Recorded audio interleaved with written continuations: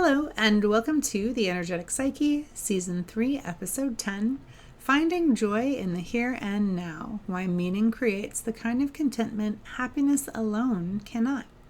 I'm Dr. Adrian Campbell, and I'm really glad you're here. The search for happiness is a culturally charged phenomenon.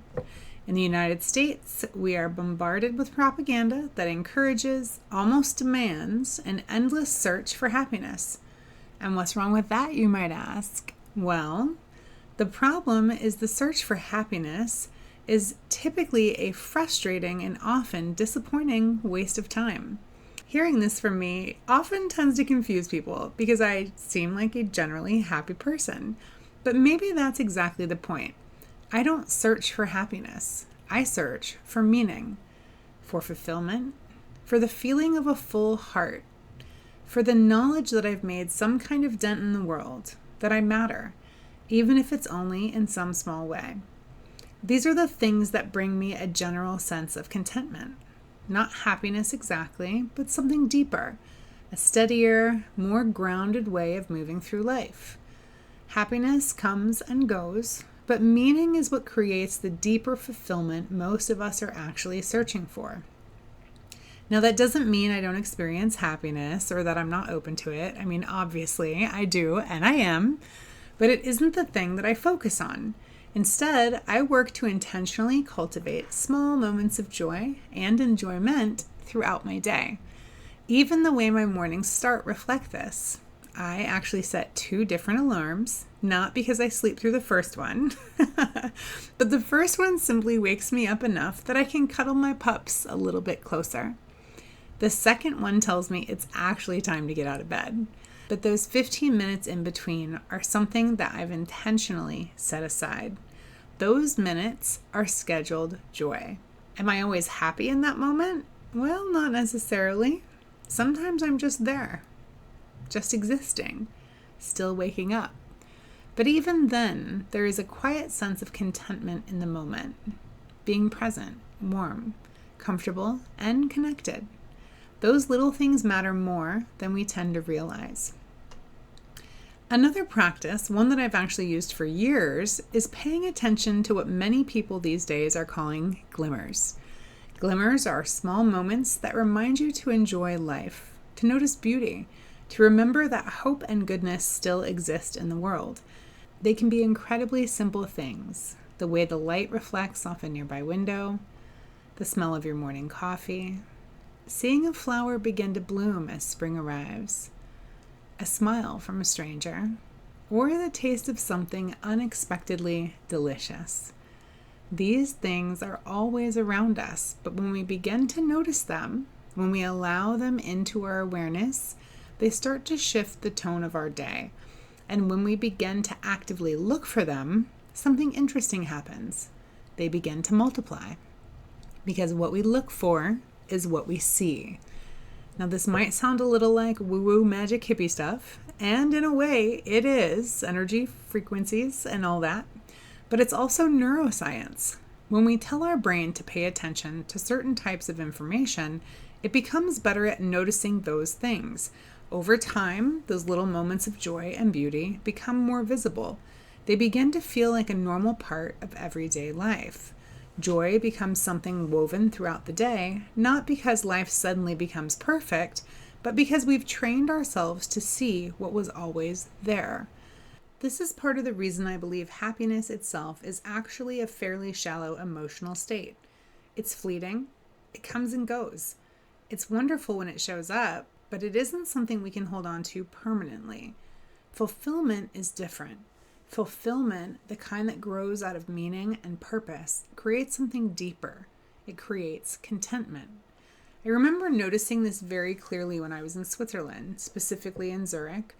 One of the things that stood out to me was the general look of contentment on people's faces. It was very different from what I'm used to seeing in the United States.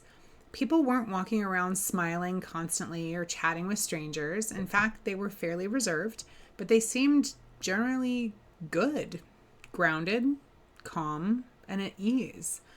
I didn't see a lot of anger or frantic rushing. In fact, there's none of that I remember, to be honest. And that really struck me because if you look around in many places in the US, you often see a very different baseline. People are rushing, distracted, stressed, irritated. Sometimes you see someone laughing loudly or celebrating something, but the expression that feels most rare is contentment. It's the person who seems like they know who they are, where they belong, and what they're doing in the world. Many of the clients and students I work with share a similar experience of desire, a quiet sense of longing for something more, something different. Often what they say is they just want to be happy. But the truth is, what most people are actually longing for isn't happiness, it's meaning. It's identifying what matters to you and building a life that supports those things. Moments of happiness naturally emerge when we live in alignment with what we value. But those moments come and go while meaning stays. So how do you begin building that kind of life? Well, it usually starts by getting clear about things that matter to you the most. What actually matters to you? What are your values? If your life had a motto, what would it be? And if you don't know the answers to these questions right off the bat, that's okay. Don't feel bad. We don't live in a culture that encourages this line of thinking. So I invite you to take some real time with this. You can even start by just looking up a list of values online and choosing the ones that resonate most strongly. Then look honestly at your life and ask where those values are currently showing up and where they aren't. What small changes might bring them more fully into your daily experience? To help you out, I'm going to share a few examples from my own life for you to reflect on. So one of the values that matters to me the most is altruism, a selfless concern for the well-being of others, a willingness to contribute to the good of community without prioritizing personal gain. If you know me, you absolutely know this about me. It shows up in so many different aspects of my life.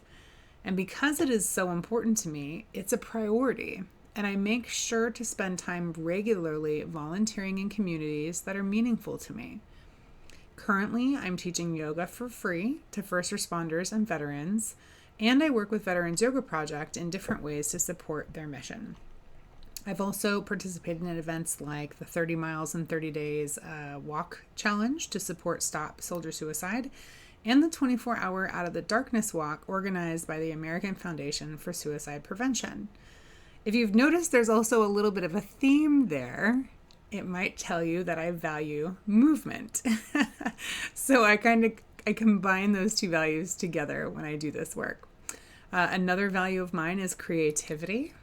I honor that by supporting local artists through purchasing and sharing their work, and I contribute to programs that help creative communities thrive. I do that either by volunteering, but honestly with the arts, I usually donate. I also make space for creativity in my own life through pottery classes, craft projects, and explorations in painting. I'm certainly no expert, but creating something with my hands helps me stay connected to a part of myself that really matters deeply. I also value honesty, which can be more complicated to live out than people sometimes assume. Because honesty isn't just about telling the truth, but it means being honest with yourself about things that may be uncomfortable to admit. Being honest with others about what you can truly give or commit to. And sometimes it means saying no to things that don't align with your values so that you can stay honest to yourself. Living according to your values often requires courage and effort, but it also creates alignment. And alignment is what creates meaning. The search for meaning takes work. It requires reflection, honesty, and sometimes change, but it gives you something solid in return. In other words, it's worth it. So instead of running around in circles chasing the elusive butterfly of happiness, why not take a few minutes to dig deep? Figure out what matters to you, and then build your life around that. You might just find that the joy you've been missing has been right there waiting for you this whole time. Thank you so much for joining me. I wish you the very best in this life.